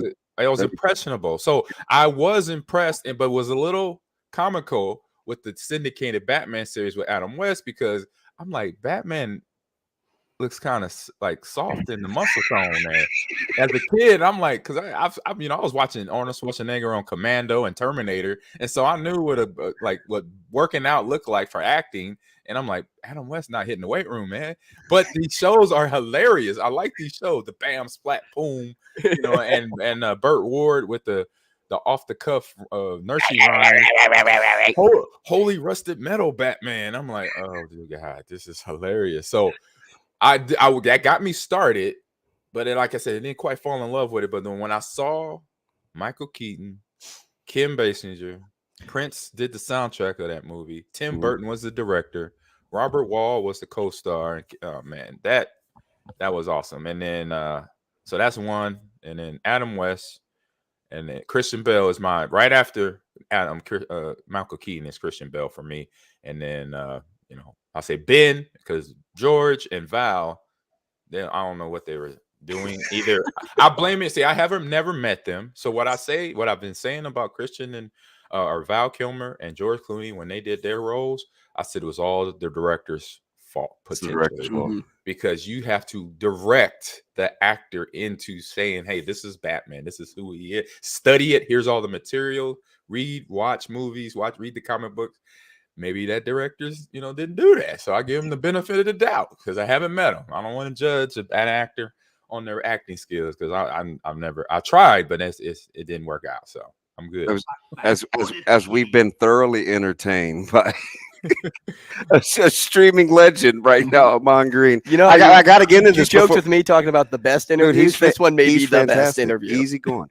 Hey, so AG, let's close on this one. You got to tell the story how the whole how did the who made the call, and how happy are you that this is you getting credits and scholarships? Yeah, I love it. So Sherry Vell, the Dean of Students at College of Journalism and Mass Communications, gave me the call, and it was always in the back of my head my first year at Lakeland, because I found we ended up playing Nebraska Esports, the club team in Call of Duty, and I'm like, oh, that's my school. So I was a little excited to play our school, and they wrecked us. I was like, ooh, they boys and girls are good. Ooh. They put it on us. I was like, man. So I was like, okay, good. I said, good. I was like, GG's. And they were excited. It was crazy. So they were talking to my players. Hey, we heard Ahman Green's your coach and all that stuff. So it was like, real cool that I'm like, I didn't think they would know about me because they were they probably wasn't even born. So, but that was cool. And then, so that's when I was like, oh, I didn't know they had an esports club. I was like, hadn't talked to nobody, so I didn't know nothing. And that was 2020. So, but you fast forward to now, and then got the conversation with Sherry. She reached out through email, and then it was like, man, this could be real. I said, I hope this could work out. And then probably about a month later, then got the call because we talked about the budget, building all that out. I asked them where the program was actually at, and she said they have a club team now that meet virtually online, and they do all their matches as a student body on their own. And I'm like, okay, I see we're out there to work in and get to know the players, get to understand the processes of what they do for practice, picking out coaches and picking the games and the roster. So I was like, I got to learn that. And so once I got the actual phone call, it was like, man, this is pretty cool. So I hung up with Sherry, called my wife right away, and she was super excited. But it's like, we got a lot of stuff going on. We're like, got me here, and then we're on the process of working, moving into to Texas, down to Houston. So we're actually doing two little things at one time, but it's working out here. And thank God I got good friends, and I say former alumni like Mike Dempsey, staying with his house, and his wife allowed me to hang out with them for a couple weeks here before we close on our house here. So it's just been. Well, Demps makes enough money; he can afford it. So, oh man, yeah, he's doing great. What he does with his job, building houses here in Lincoln. He's a monster. Good, he's a very, very smart business guy. So very much so. He's the real deal. Yeah. So yeah, that was the process. And since I've been in, so officially I started January 16th, and from that day I've picked up new teammates. So the journalism college of faculty members it's awesome, man. It's just full of support, helping me teaching, get my teaching plan together. That's going to be I got to put in this app called Canvas, and because I'll be teaching the class. So DB, you got time? You want to sneak in the room? Or on the stream? Yeah, I'm gonna get you hooked up with Terrence Crawford too. If you guys haven't played, he is a gamer. Okay, he's legit. And I tell people, athletes all the time, we have that time because we do our main job, and then we got to rest and relax, and that's what we do in our spare time. A lot of guys on the team will go hunting, or what else, guys? Maybe play golf, fishing. I'm like, I will go fishing every blue moon, And and all the years since Lincoln and being in Green Bay, being in the Midwest, all these years, I think I've hunted one time and fell asleep, didn't see or hit nothing. I'm like, why do y'all hunt? I'm like, this is boring. And we were out here 4 hours, it's freezing cold, and the only thing I caught was a nap. A nap, bro. You did not disappoint, AG. Right. Always amazing. Yeah, hey, man. we appreciate you, man. Yeah, appreciate you. But real quick, like I said, the shout out to the journalism faculty. It's been awesome. And the students. The students been coming on, knocking on the door, introducing themselves to me. So they've been really proactive at that. So I expect nothing less, being back home and having the welcoming that's been going on. So I appreciate to everybody on campus so far. They probably never seen a 6'2.5", 220-pound monster teaching their class. Teaching video games, right? That was kind of the same look when I got hired at Lakeland University. It was like, you play football, right? Why are you coaching video games? They looked a little scared. It was like, what's these practices going to be like? Oh shoot! Like, it's going to be full contact esports practice. If you don't get the shot, I'm gonna blindside you. No, I'm kidding. I'm just messing with you. I'm just being. Not really, though, right? You're fantastic. Yeah. Oh, man. Good talking to you. All right, buddy. Appreciate you. We'll play Fortnite sometime. I get dubs. Oh, I'm down. All right, let's do it. No builds. I don't build. No builds. Neither do I. Yeah, I don't build. I shoot. That's it. Right, let's do it. I tell my nephew that. My great nephew that. Wow. Yeah, we're gonna play, and with Caleb, because Caleb plays too. Yeah, all right, we'll talk soon, man. Yeah, talk soon. I'll send DB my gamer tags. Oh, you got it. Perfect. That is Ahman Green. Man, was that a fun interview? We're gonna talk to Michael Bruntz next.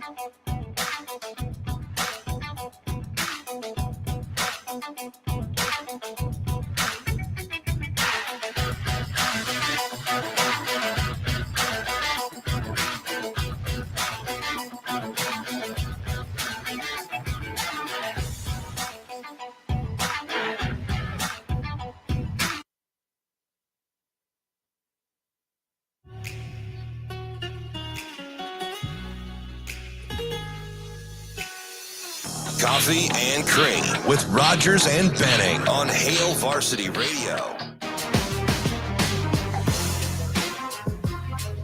As DB comes back from making his rounds, I'll take this moment to tell you about The Beanery. How I drink my coffee every morning, it comes from The Beanery. They are the official coffee of Coffee and Cream. They offer heist.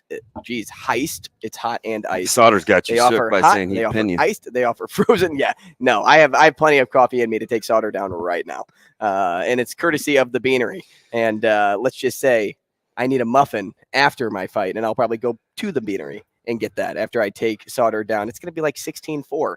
Here's another coffee guy. Yeah, Michael on line one. Michael Brunt with us on the show. Michael, good morning. How you guys doing? Hey, you a coffee guy? Oh, big coffee guy. Oh yeah, Bruntsy is team coffee. What's your vice? Like, are you a latte guy, or are you like just straight black? Do you like it just with a little cream? What is it? Straight black, no foof. God, that is hardcore. Yeah, he's hardcore. I would not have guessed that, Brunsy. I know you talk about always getting your cups of coffee, and I would not have guessed you as a straight up guy. Yeah, no. If it gets bad enough, you kind of have to start doing the red eyes too, with the shot of espresso in the coffee. Oh my goodness! Holy cow! You're an animal. See, it's always you Mensa guys that don't that keep it like basic. He's a genius, Brunsy. It's pick your poison, because you're one of the few guys that we talk to that can cover a lot of different things. A lot of different sports. We could go baseball with that just starting. We could go basketball. And, of course, we could put a bow on recruiting. It is the Brunsy special. Where would you like to start? Let's put a bow on recruiting and then double back on a little baseball. How hard was it for you this year to arrive at some semblance of a Super Six? In a class of basically like half sleepers, it was pretty tough. and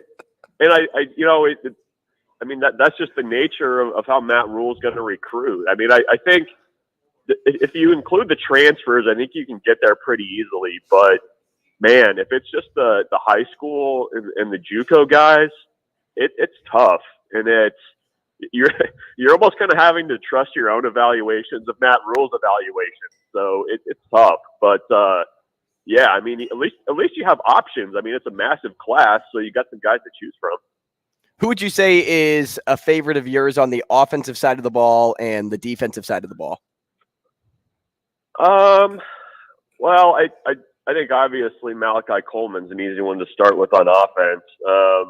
For a guy that size that runs that way, and I was pretty impressed with what I heard from just his attitude at the Polynesian Bowl practices. I mean, he really stepped it up against better competition than probably what he's seen in state, and that's a significant thing, I think, sometimes for guys that are from states that are at least a little more lightly recruited. So I'd go there. I mean, if you're kind of looking at different guys on offense, I mean, of that offensive line group, I really like Sam Sledge and kind of what his long-term potential is as an interior lineman. I mean, it seems like you look at what he did during his high school career, and he just kind of gradually kept moving towards the interior of the offensive line with each year, and he moves well. I think he's got a really kind of good comportment for being a center long-term.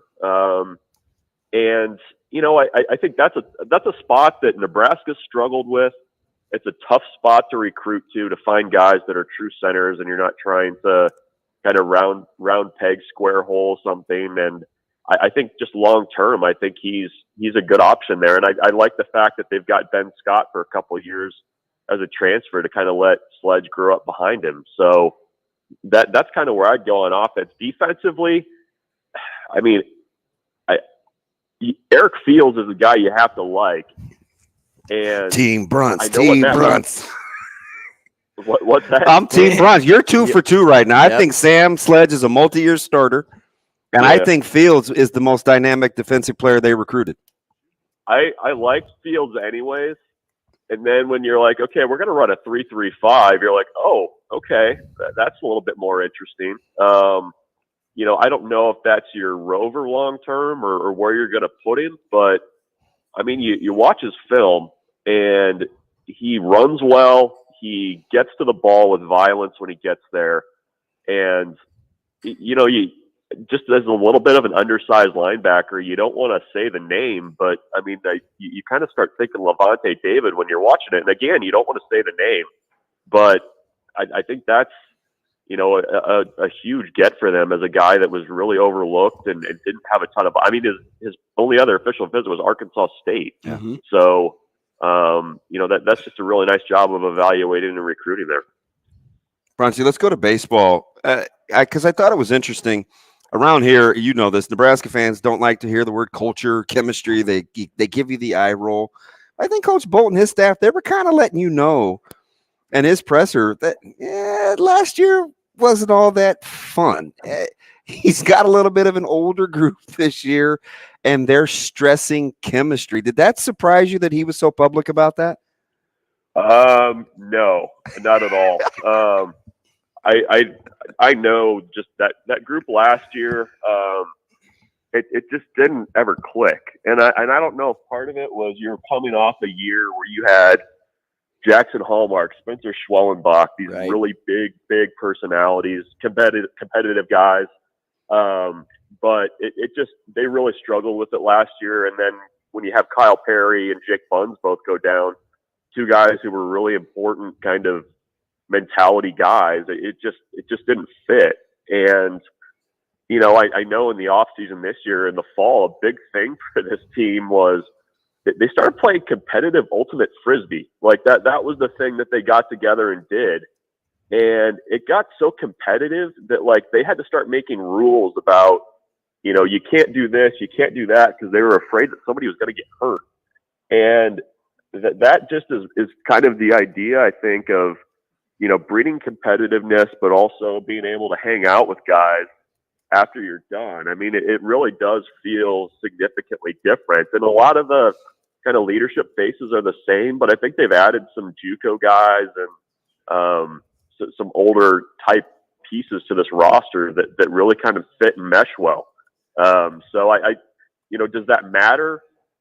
Yeah. I mean, you look at their record in 1- and 2-run games last year, and you have to think that stuff like that can help you turn some of those losses into wins, which is what they're going to have to do this year. 20 new faces on the roster again from last year to this year, and that's kind of been a theme over the course of the Will Bolt tenure. So, continue with that point, putting emphasis on culture and chemistry have to be huge, but how do you get there with like so many, with changeover over and over and over again? Competition. Yeah, I mean, it is competition. I mean, you had 46 guys in fall camp, and it almost kind of felt a little bit to me like, guys knew they're playing for spots. It was kind of cutthroat, and when you have to do that, I think it's a little bit different feeling than last year when you're kind of coming off of a Big Ten title. So I think that helps. I think they also have a nice mix of guys. I mean, you have some guys like a Charlie Fisher who is probably in his last year of baseball and is ready to, kind of do whatever he can for the team to win. Kyle Perry's a veteran guy that's been around and seen some things. Buns is the same way. Shea Shanneman. I mean, those guys wouldn't have come back, and they had the option not to if they weren't going to be all bought in for the team. So I think that's how you do it. And, I think it's been more player-led too this time, which I think helps a ton. Bronzy, before we let you go, can Nebraska basketball play in a certain way down the stretch that offsets a 30% win clip? I'd like to say yes, but it just feels like a team right now that they'll give you 30 good minutes, but they just don't have that extra oomph to get them over the top. I mean, they played Illinois tight.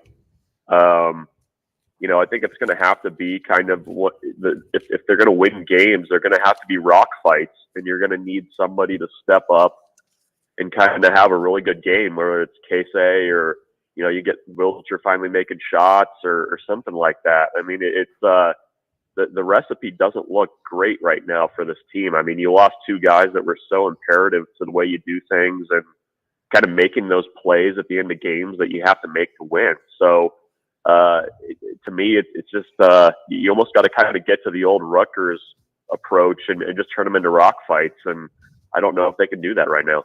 DB, we have rock fights all the time. Yes, right? we do. We just throw rocks at each other. Yeah. Oh, that's not what he's saying. Michael, thanks so much, man. We appreciate your time, and hopefully we talk again soon. All the best, Brunsey. Sounds good, guys. Yeah, He's the senior writer for Husker 24/7 Sports. Now, when we come back, we're going to be talking to Mike Sautter. He's in-house. We still need to get to our The last remaining Super Six. 3 Super 6 players. Now, I gave my interchangeable, so I only have 2 plus the sleeper. More of that coming your way.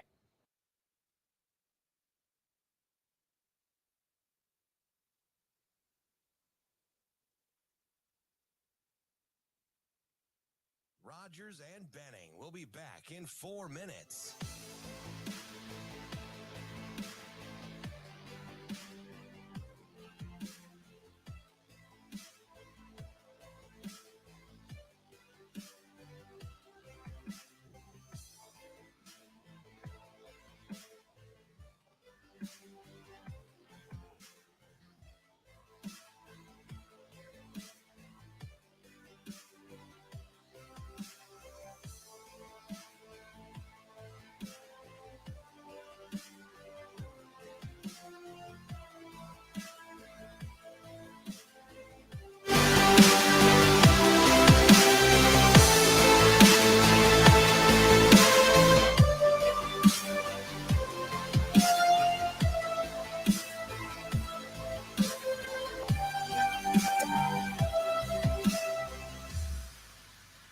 Rogers and Benning will be back in 3 minutes.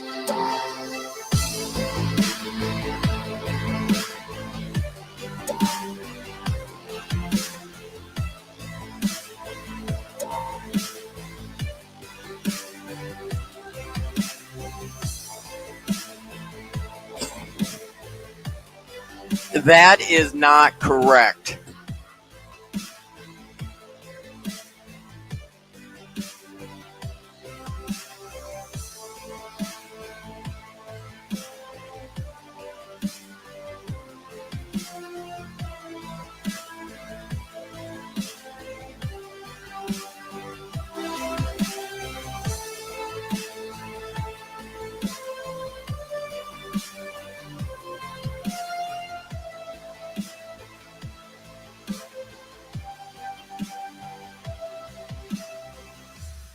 Rogers and Benning will be back in 2 minutes.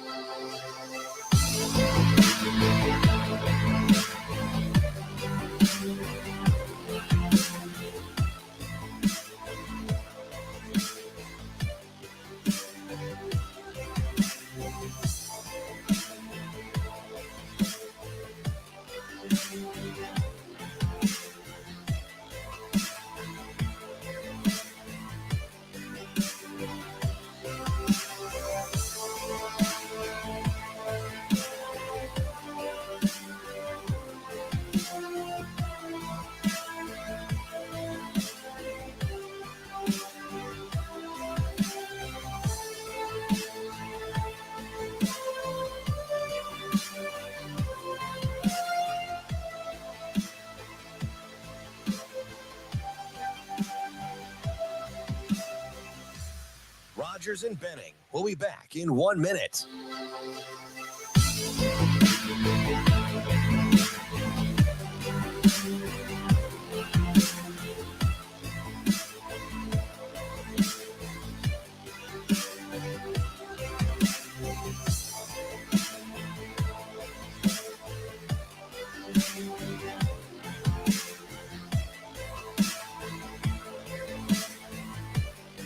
Rogers and Benning will be back in 30 seconds.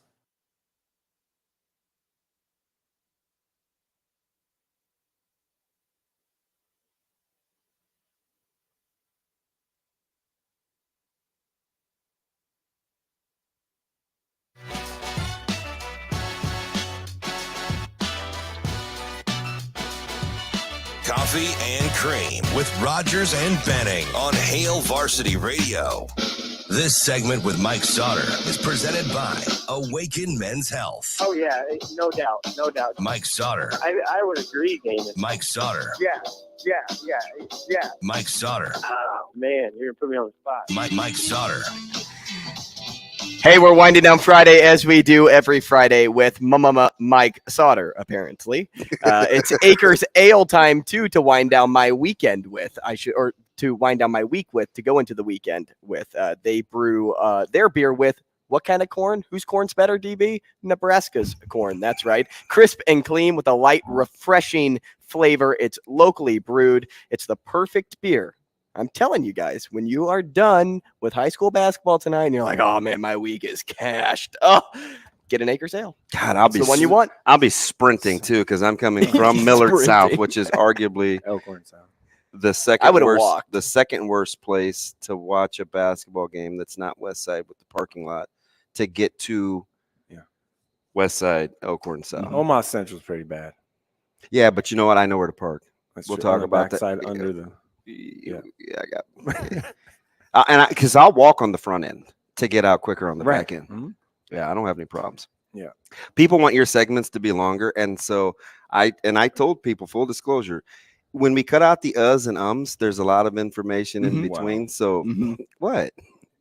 We're family, right? Yeah. We're not in the constructive criticism, right? That's all right. Yeah. I just need to go. I just stuttered right there, didn't I? God dang. I'm just gonna go check out Andrew with Awaken Men's Health. He has over 7 Not me. Andrew with Awaken Men's Health. He has over 7 years of experience with men's hormones, peptides, and weight loss treatments. I do. If you're curious about testosterone levels or suffer from fatigue, low libido, weight gain, or muscle soreness, go check him out at Awaken. Sounds a lot like you right now. Muscle soreness. You want to wrestle me? I feel like this is about to go down. Are you yelling timber? Like I don't know if you saw, but the people's champ is here. He hasn't picked up on your mannerisms yet, but Sauter's kind of serious. I'm a little serious. Oh, really? He's kind of serious? Remember when I bet him that he couldn't do 25 push-ups? And then it turned into Shane doing push-ups? So he did 24 3/4. He did. He almost got I there. did 25. Very easily. Hater. Where are you going tonight? I think I'm going to go back. I was at West Point last night for the East Husker Conference girls semifinals, which was North Bend Central and Oakland Craig won those games. And I think I'm going to go back there for the boys. Here's why.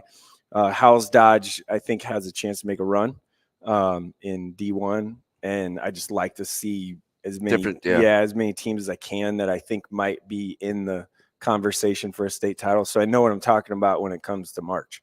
So I think I'm going to do that. By the way, Caitlin Emanuel she needs more run. Like, well, it's the coverage though. Like, yeah, I mean, she's phenomenal. We need more Mike Sauters. She is Mike the Sautter. best.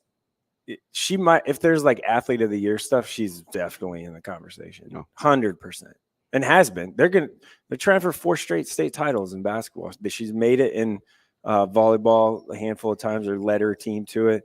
We're talking about North Bend Central, and the crazy thing about it is she doesn't really care next level stuff. She's never done AAU or club volleyball stuff. Nothing. Yeah, nothing. She's lifeguarded and like thrown hay bales and stuff. That's it. Who wins tonight? The girl Patriots or the Lady Mustangs? Ooh, is it 5:30? You know it. Yeah. Oh, that's a one big rivalry game, right? Yeah, 0 love loss. Less than 0 probably if you can get there. Is that Millard South? Correct. Maybe Millard North, just because I like the depth. Do they have enough dog? That's what the thing is, because I know the 3 girls at Millard South do have that in them, and you're gonna have to play hard, physical game, all that stuff, and I don't know. Gosh, now you're making me want to change my mind on where I go to. Well, it's gonna be a fantastic environment. Yeah. Elkhorn Southwest side is another one on the boys. You could double dip. Hey, can I ask you real quick, what makes them so tough to play against? Because they don't have an elite player outside of maybe Elkhorn South. Oh. Outside of, Noonan. I mean, Noonan is tough, right? And I love it. I'm a huge fan. they make life miserable on everybody. Yeah, I think they're pretty balanced and good athletes. Like Jackson Muller-Swan's good athlete. Oh, he's fantastic. Was great football year. Throw him a ball. I think Alec just provides a different. They're not a bunch of rah looking. Now he's guys. a dog. Yes, but there isn't a bunch of look at me. Whatever. They're not. They make a play. They're not like talking stuff or standing over somewhere, whatever it is. I think that's probably why. And I think they're just undervalued because they have a 25, 26-year-old head coach, 26. JJ. He's great. I saw him scouting. He's going the other day at Westside. He will be at Elkhorn South for his whole career or as long as they'll let him be. Really? Yeah. He went to high school there. He's all in on it. What do you expect from the middle of the pack? Because there's some good. Yeah. Man, there's good game there. We'll see. There's a lot of breakers this weekend. Last night wasn't really that much, but like Southeast Prep. Southeast now won 7 in a row after they beat Norfolk last night. That's a huge one tomorrow night. Pius, Bellevue West. Bellevue West Prep is tonight again. Can that change? I think the Pius playing Bellevue West, third game in this week for Bellevue West. Tougher test to kind of come back from. They started really slow against Sioux City East the other night on Tuesday when I was there, and then it just went bang, flip, like wasn't even close. Yeah, they didn't even have to shoot it well. No, and they didn't. It's another game where they didn't. So I wasn't sure if Sioux City East showed up. Well, they kind of did. So as we got closer to that, a lot of people said that they were overrated before that game even tipped. Yeah, a little bit of a paper tiger, I think. What took some shine off that game, Sioux City East lost to SBL or on Monday night, and then they had to go to Bellevue and play on Tuesday night, and SBL Sergeant Luton. I always mess that up. That's okay. He's the guy. That's his wheelhouse. Yeah. Mm-hmm. So they lost to the them. Warriors. Their first loss was to SBL on and Monday. I told Sautter that SBL team always finds a way to make a deep run in postseason. Yeah. Always. They're never the best team, but they always go to like the semifinals or the final. It'd be kind of like how we compare would be like kind of like losing to Bennington or something, right? Like you think that's the comp. They got like they got a big one tonight too. Yes, they do. Class B I'll just move on to that. Class B boys last night. Holy cow! Like I don't know what happened in Platteview. Ralston beat Platteview. Yeah.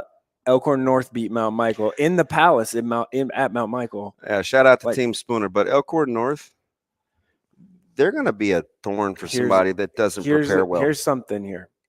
Elkhorn North's boys are in Scott's subdistrict. And the first game of the year they played, and it was a little tighter than people really thought. Wild card points. Yeah. Hey, real quick before we let you go and get to the dump, nice little piece on the 2024s, which I don't know. I think we saw this coming 3 or 4 years ago with this group, but it's exceeded. Yeah, in the 2024 football. Yeah, in 2024 football class, there are 7 kids right now with power conference offers in Nebraska. That's a lot. So, and there's a handful. Ashton Murphy was the most recent one with Nebraska. Feels like that's probably the favorite at this point. It feels like there's a handful that could get more, like the Rezacks and Spadies and at Westside, and then Sam Thomas is a guy at Elkhorn North that's a lineman that's popped recently here. Joseph Stein we talked about last week about how Northwest. Iowa State went in there. There's just like can we get to 10? And there's probably going to be someone that camps super well that we just don't know about right now. So can we get to 10?